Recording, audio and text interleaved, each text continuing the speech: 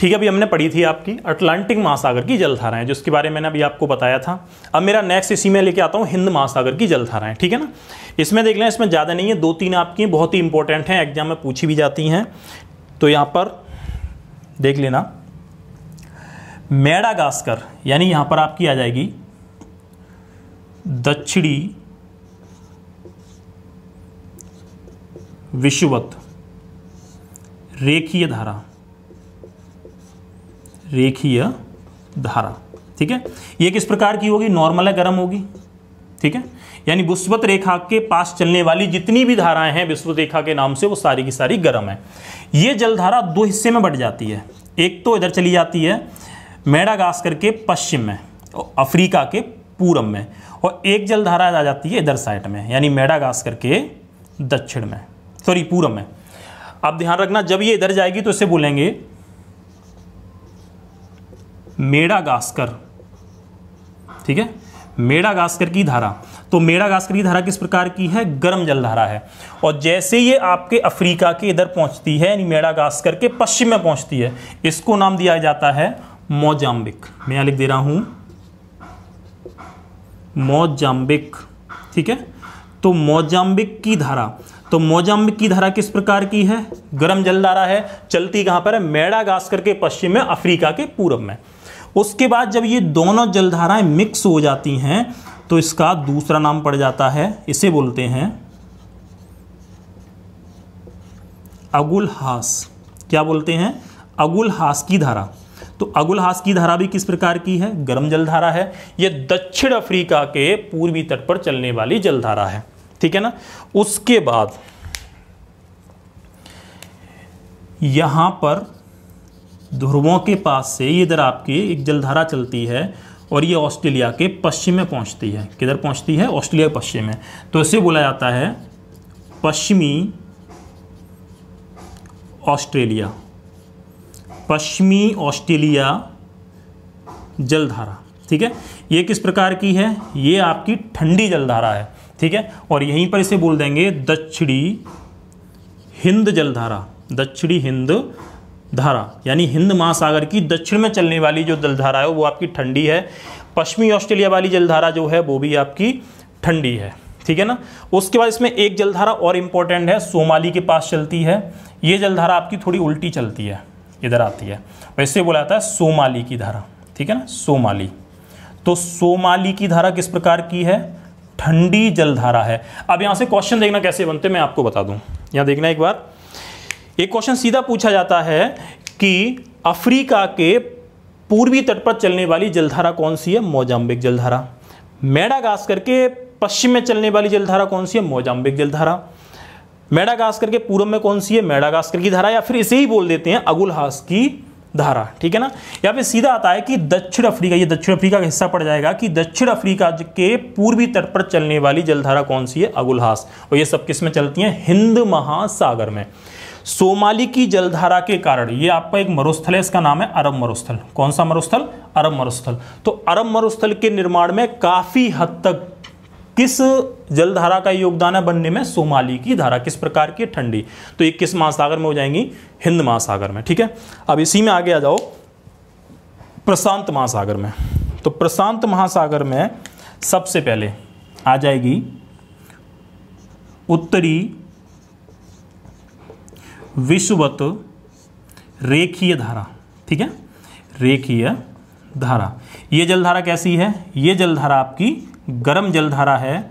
और ये जैसे ही फिलीपींस द्वीप समूह के पास से जापान के पास पहुंचती है तो ये 2 हिस्से में बढ़ जाती है। एक तो जापान के पूर्वी तट पर चली जाती है और एक जापान के पश्चिमी तट पर चली जाती है, ठीक है। तो जो जापान के पश्चिमी तट पर चलती है इधर साइड में, ठीक है, और जो आपकी एक पूर्वी तट में चलती है, तो पूर्वी तट में जो नाम दिया गया वो है आपका क्यूरोशिवो, क्यूरोशिवो। तो क्यूरोशिवो की धारा किस प्रकार की है? गर्म जलधारा है। चलती कहां पर है? जापान के पूर्वी तट पर चलती है। और इधर आप जैसे ही आओगे तो यहां पर आपकी एक जलधारा है जापान के पूर्वी तट पर, अभी मुझे ध्यान नहीं आ रही है, मैं भी बता रहा हूं, ठीक है, थोड़ा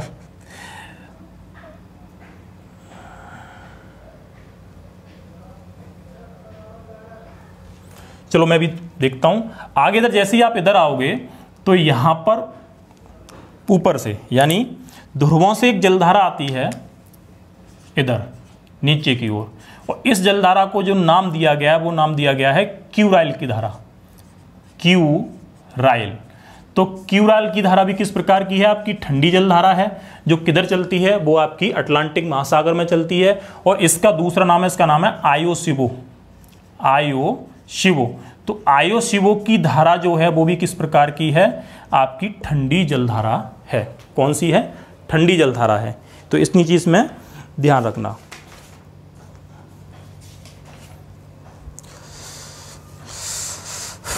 उसके बाद जो जापान की वाली जो जलधारा है पूर्वी तट पर, इसको सुशिमा, क्या नाम दिया गया है? सुशिमा। तो सुशिमा जलधारा जो है ये जापान के पश्चिमी तट पर चलती है। अब यहां पर सीधा क्वेश्चन आपसे पूछ लिया जाता है कि जापान के पूर्वी तट पर चलने वाली गर्म और उष्ण जलधारा जो है उसको किस नाम से जाना जाता है? कीरोशिबो की धारा। पश्चिमी तट पर चलने वाली जलधारा को किस नाम से जाना जाता है? सुशिमा की धारा। किसकी? सुशिमा की धारा, ठीक है ना। और इसी कीरोशिबो की जलधारा को हम बोलते हैं जापान की काली धारा के नाम से। एक क्वेश्चन सीधा पूछ लेता है कि जापान की काली धारा किसे कहा जाता है? कीरोशिबो की धारा, ठीक है ना। उसके बाद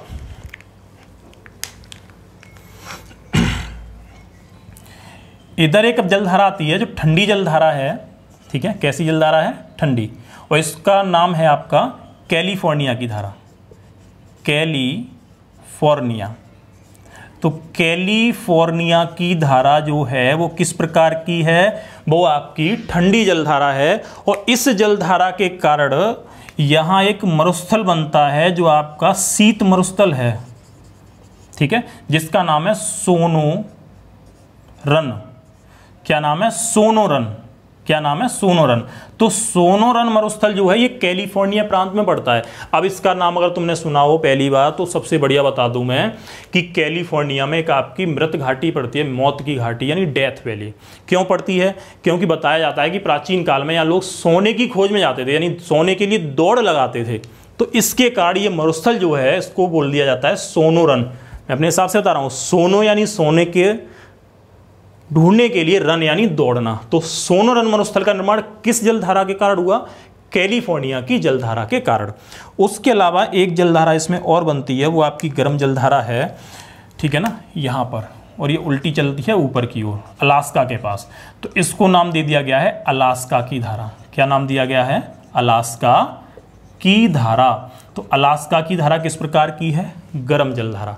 तो ये तो हो गई आपकी उत्तरी प्रशांत महासागर की धाराएं। अब दक्षिण में आ जाओ, ठीक है।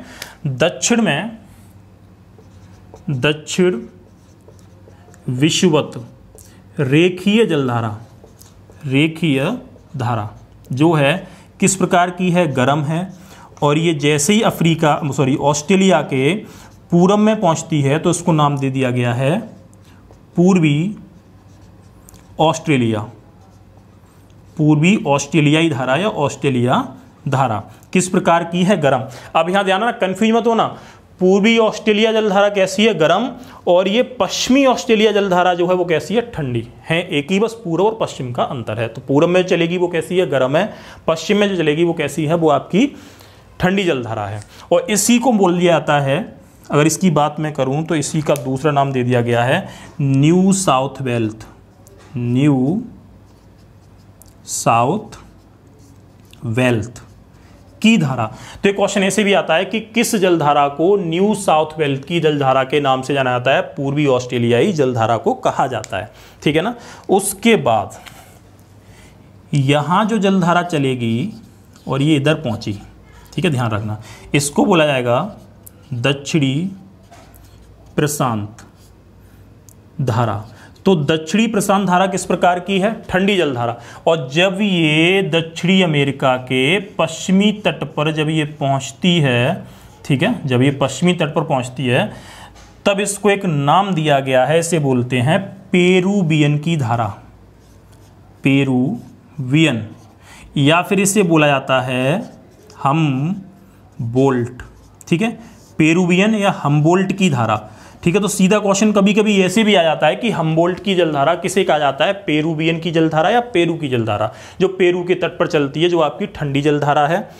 और इस जलधारा के कारण यहाँ पर एक मरुस्थल और बनता है, और उस मरुस्थल का नाम शायद तुम्हें पता होगा, अटाकामा, जो चिली में है। क्या नाम है? अटाकामा। तो अटाकामा मरुस्थल जो है ये विश्व का सबसे शुष्क मरुस्थल है और शुष्क स्थान है, जो किस जलधारा के कारण बना है, हम्बोल्ट की जलधारा या पेरुवियन की जलधारा। ठीक है ना। तो यहां से ये क्वेश्चन आपका बन जाता है। ठीक है ना। उसके बाद यहीं पर एक कभी कभी बनती है, एक गर्म जलधारा आती है इधर। ठीक है, इधर चल के आती है और इसको हमने नाम दिया है अल नीनो। क्या नाम है? El Nino. तो अल नीनो जलधारा जो है, ये जलधारा आपकी गर्म जलधारा है और इसे हम बोलते हैं ईसू का बच्चा। क्या बोलते हैं? ईसू का बच्चा, यानी छोटा ईसू, ईसू शिशु। किसको? अल नीनो को। एग्जाम में सीधा पूछ लेता है आपसे कि किस जलधारा को ईसू का बच्चा बोला जाता है। कौन सी है? अल नीनो, जो पेरू के तट पर उत्पन्न होती है। और इसी के बाद एक जलधारा और बन जाती है ला नीनो, जो ठंडी जलधारा है, जिसे ईसू की बहन कहा जाता है। क्या नाम है? ला नीनो। और ये दोनों ही जलधाराएं, अल नीनो, ला नीनो जलधारा जो है, ये भारतीय मानसून पर प्रतिकूल प्रभाव डालती हैं। कौन सी? अल नीनो और ला नीनो। ये एग्जाम में क्वेश्चन पूछा जाता है। तो ये मेरा टॉपिक आपका पूरा कंप्लीट हो गया जलधाराओं का।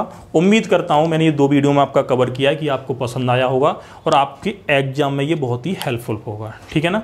और इससे क्वेश्चन आपके आते जरूर हैं, समझ में आया होगा। तो उम्मीद करता हूं कि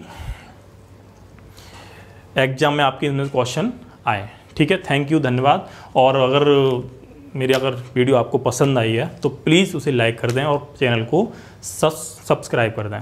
थैंक यू, धन्यवाद।